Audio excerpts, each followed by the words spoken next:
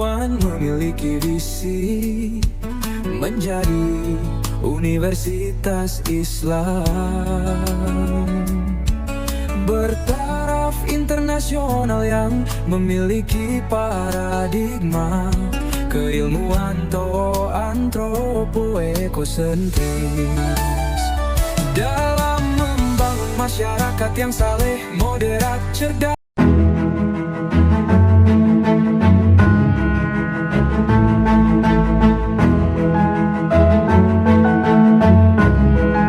Selamat datang di Universitas Islam Negeri Syekh Ali Hasan Ahmad At-Dari Padang Sidimpuan. Inilah kampusnya para penuntut ilmu yang berlandaskan keislaman, keindonesiaan, dan kearifan lokal. Lebih dikenal dengan sebutan Theo Antropo Ekosentris, Al-Ilahiyah, Al-Insaniyah, Al-Kauniyah, dengan moto cerdas berintegritas. Assalamualaikum warahmatullahi wabarakatuh. Yang terhormat penilai uji kinerja PPG tahun 2025. Perkenalkan, nama saya Yuni Nur Indah Sari. Saya mahasiswa PPG dari UIN Syekh Ali Hasan Ahmad At-Dari Padang Sidimpuan, program studi Akidah Akhlak. Nomor induk mahasiswa 24211011030. Saat ini saya mengajar di Madrasah Sanawiyah Negeri 2 Magelang, mata pelajaran Akidah Akhlak. Pada video kali ini saya akan menampilkan video pembelajaran dengan menggunakan pendekatan problem based learning materi adab bermedia sosial. Selamat menikmati.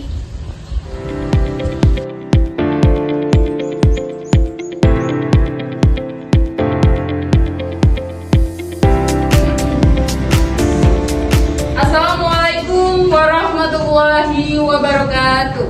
Waalaikumsalam.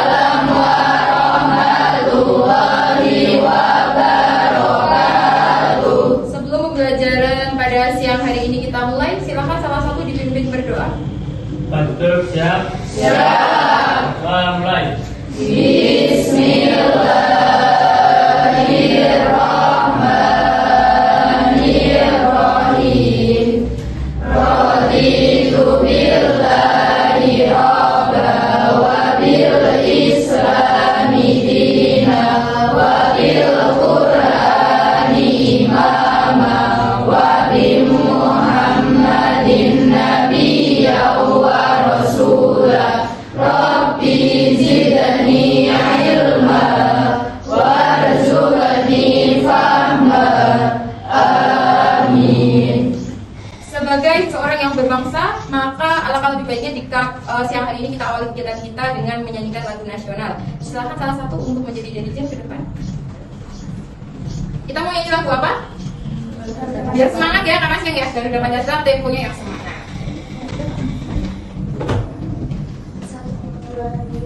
Garuda Pancasila, akulah pendukungmu, patriot proklamasi, sedia berkorban untukmu.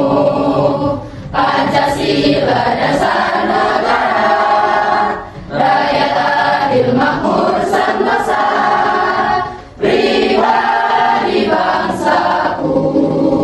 Ayo maju, maju, ayo maju, maju, ayo maju, maju. Oke, terima kasih. Pribadi bangsaku ayo maju sesuai dengan lagunya bahwa kita hidup di dunia yang serba maju. Saya lihat siang ini kok lemes banget ya. Coba berdiri dulu semua. Ya, berdiri. Berdiri dulu. Perhatikan instruksi dari saya ya. Kalau tangan saya di pipi, silakan semua diikuti tangannya di pipi ya. Berarti saya katakan Marina. Ini apa? Marina. Ini menari. Ini di atas. Menara. Ini Marijos. Ya, ini Marijos. Jadi kalau lagunya kayak gini. Marina menari di atas menara, di atas menara Marina menari. Kalau Bu Yuni gini berarti apa? Marijos menari di atas menara. atas menara Maricos menari. Kalau di bawah menari Marina di atas menara Maricos Marina menari di atas gitu ya. Pokoknya fokus, ini belajar konsentrasi kita coba. Nadanya gampang ya. Na gitu. Paham ya? Paham? Oke. Marina menari di atas menara Marina menari Maricos menari di atas menara Maricos menari Marina.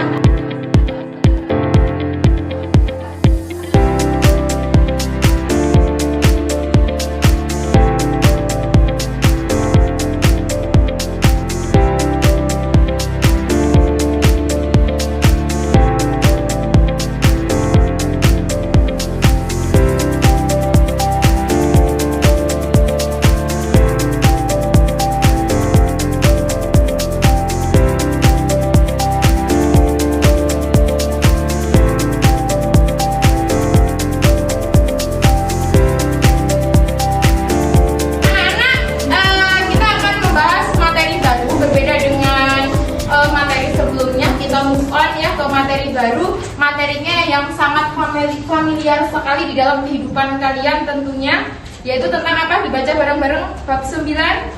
Ada bermedia sosial dalam pandangan Islam. Di antara kalian ada yang nggak pakai media sosial? Oke, ngomong ada, bohong. Yang ngaku sih. Ada yang nggak pakai WhatsApp? Pakai? Ada yang nggak pernah chattingan? Ada yang nggak pernah chat sudah makan belum, selamat pagi? Ada?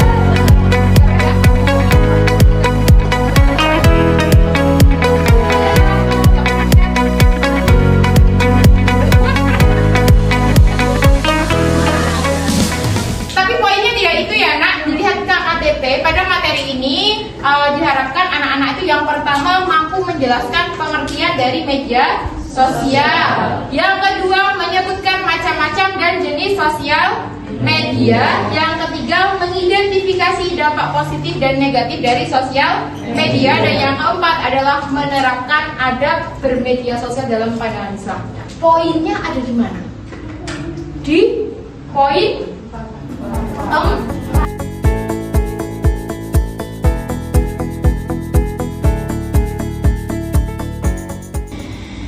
Perhatikan videonya karena video inilah nanti yang akan menjadi dasar dalam pembelajaran kita.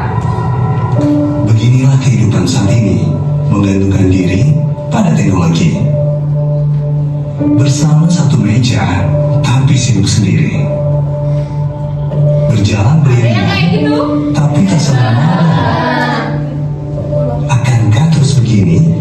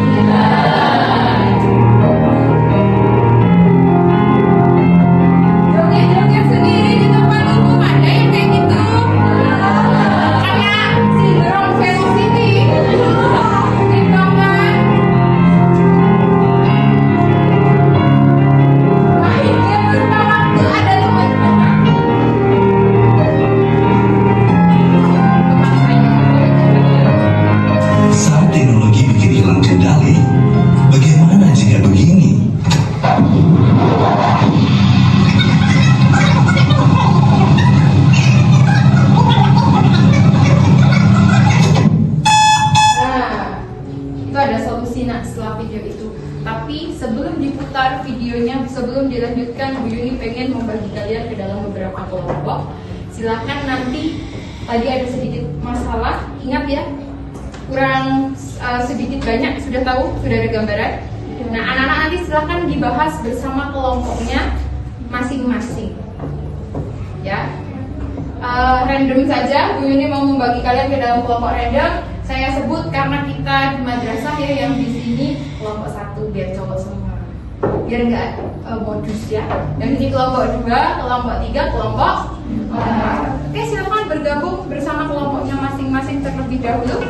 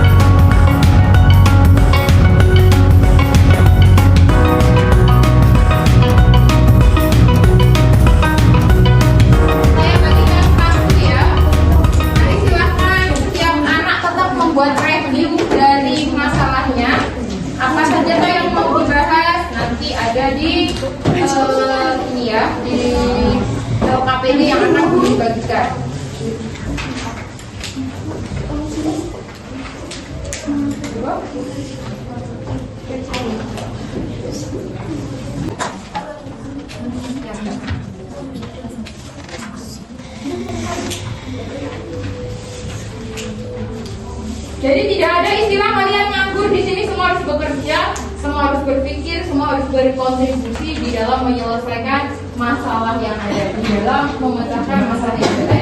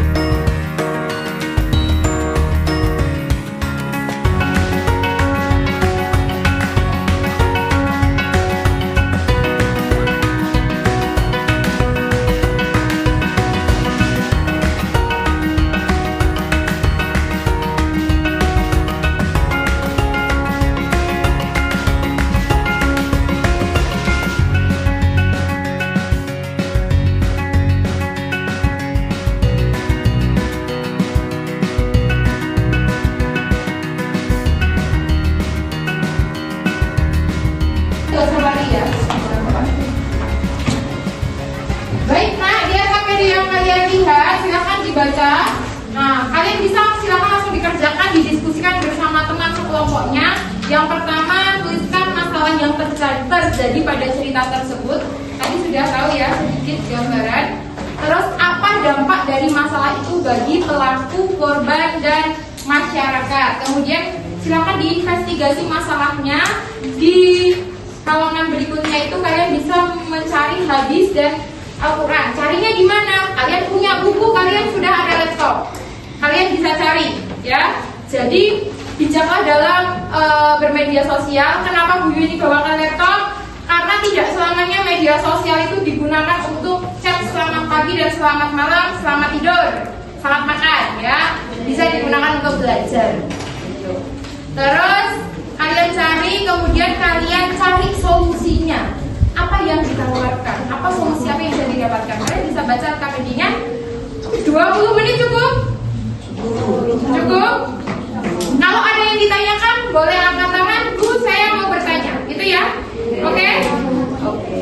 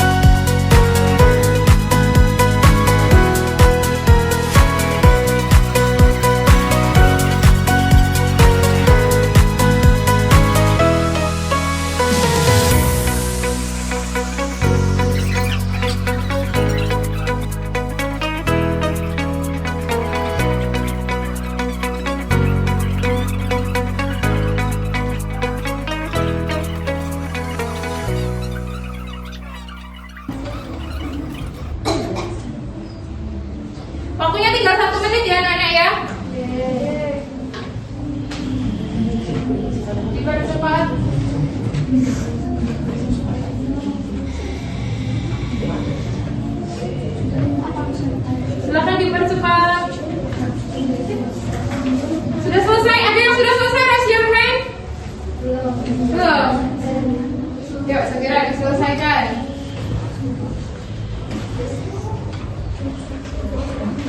Terima kasih, time is over. Letakkan ballpoint-nya sambil mengecek adakah di sini yang mau kelompoknya berani untuk presentasi. Saya kasih tambahan poin nilai 5.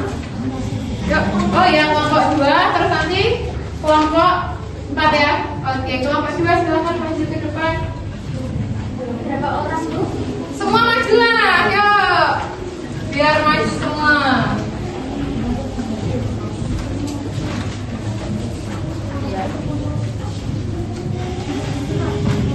Kalian bisa baca ini?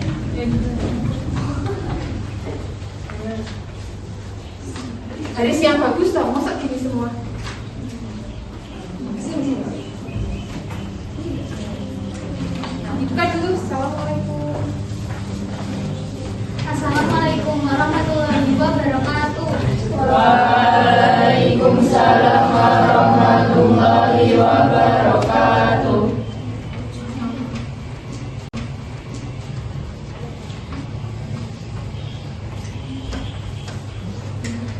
Jadi kami di sini akan membacakan hasil diskusi tentang adab bermedia sosial. Penggunaan media sosial yang berlebihan dan mengganggu menyebabkan masalah psikologis dan sosial. Dampaknya meliputi banyak gangguan, penurunan produktivitas, dan masalah kesehatan mental, seperti kecemasan dan depresi. Solusinya adalah kecanduan media sosial dapat diatasi dengan melakukan detoksifikasi atau membatasi waktu penggunaan.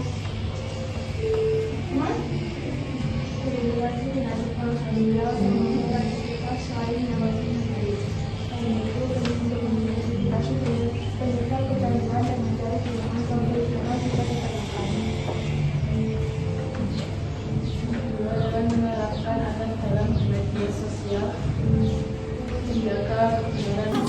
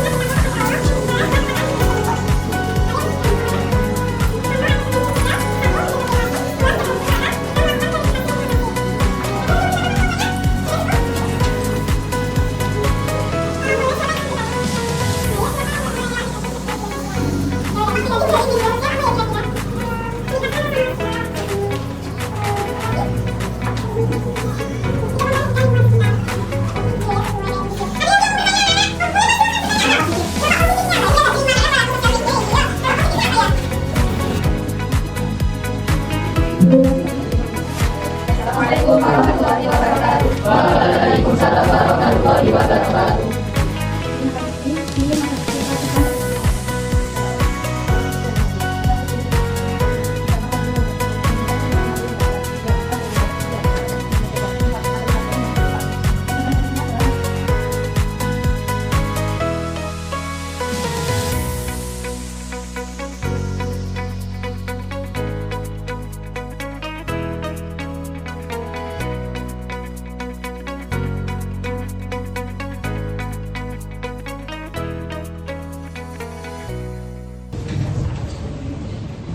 Adakah yang mau berkomentar, membagikan komentarnya untuk kelompok yang lain?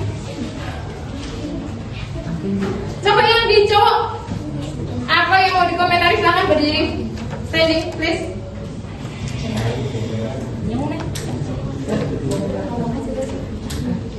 Masalahnya tadi ada apa?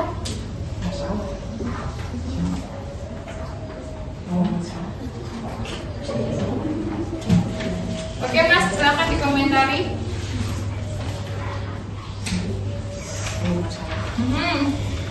Menurutmu?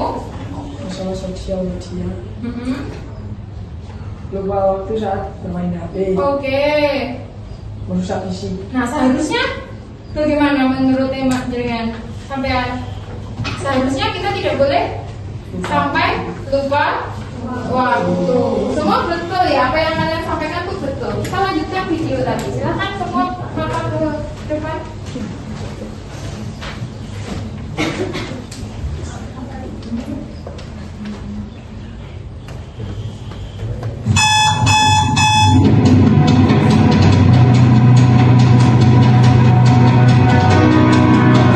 Ulangi ya.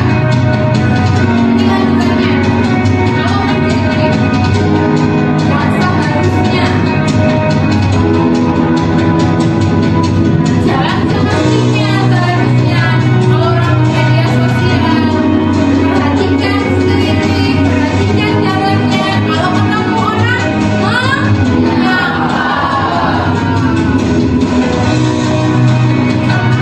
Jadi nggak ada lagi istilah dikacangin ya. Ini solusi yang ditawarkan dari masalah itu. Nah, daripada kita berkumpul tapi sibuk sendiri, lebih baik HP-nya disimpan biar kumpulnya itu lebih berkualitas. Kalian bisa saling berdiskusi hal yang bermanfaat. Daripada disimpan sampai jatuh terluka, lupa kondisi diri sendiri cuma gara-gara sosial media. Kalau kayak gini kan lebih harmonis ya kan? Karena kita tuh punya real life, nah kita punya hidup yang nyata. Hidup kita itu nggak sekecil genggaman kita. Tadi betul ada dampak positif dan juga dampak negatifnya.